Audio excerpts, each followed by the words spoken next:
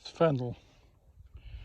Fennel here has got right in close to this red hot poker, so I've got to get it out. And it's a beast. It's a beast. Now there were some over there that I'm going to leave in, and they can fight it out with the couple of thistles and one of those big Greek verbascums. They can all fight it out together this year. There's going to be a whole little area there that I'm going to leave. That's where my tulip packets are. So let the thugs fight it out together. There's a sneaky little stinging nettle in here, which is really good to get out, because if left they become a bit of a pain. So this is a hollyhock. Now hollyhocks they don't live forever, so they're perennial, but they have only a few years life, but they will seed themselves around quite well, and there's no reason why this one shouldn't flower again next year. Right, they're the first tulips called St. Petersburg, so I'll put the rest in and clean up. Probably I think I'll clean up around this rose next if I can, and then I'm leaving that herb there. It's a marjoram type thing. The bees really love it. There's a couple more. There's one over there. There's one that I might move.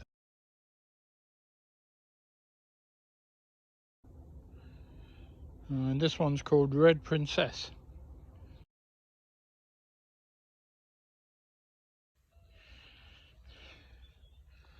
More Red Princess.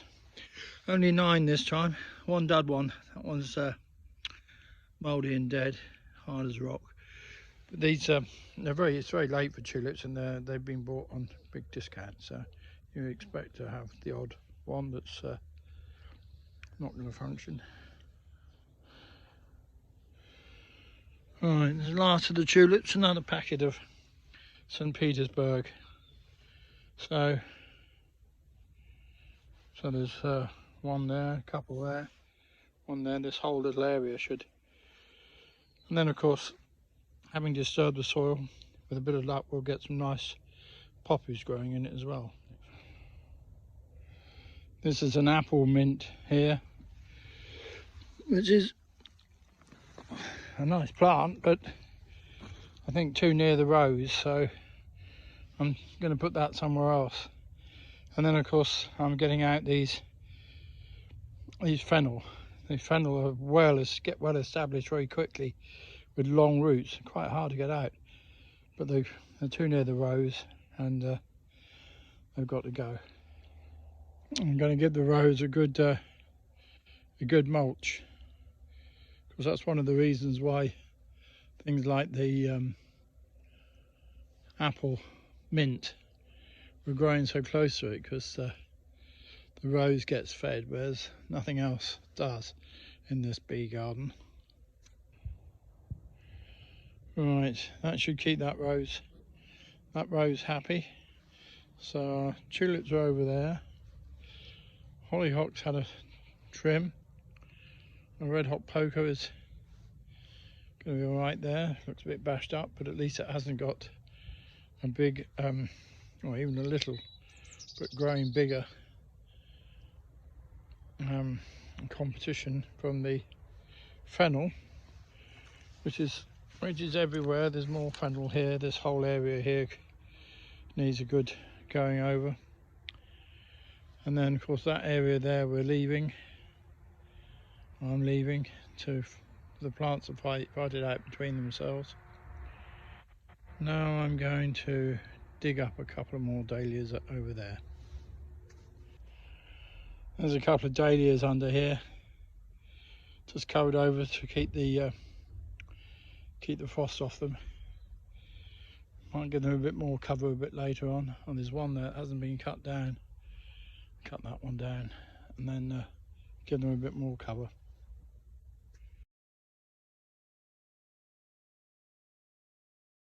cosmos there that can go over the top of a dahlia, and a few other stalks. There's just a couple of dahlias in there that I'm going to dig out.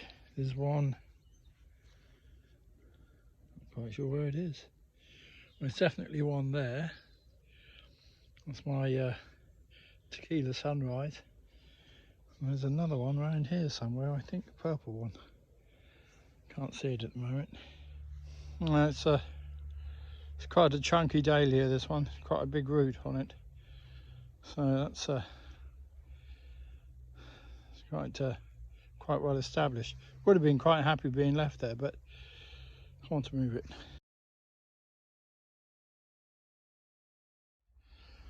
I had to take the dahlia out in order to get this thing out. It doesn't look like very much there, but these fennel roots really do go down and they get very well established, and I got more than enough in this patch, so I'm going to get this one out.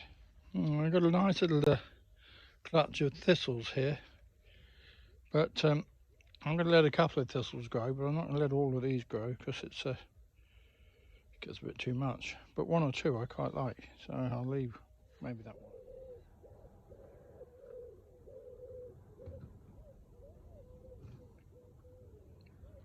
Well, the light's going now, but that's got quite a fair area of this bee garden. I call it the bee garden, so you're supposed to have plants that are great for bees. It's kind of like wandered from that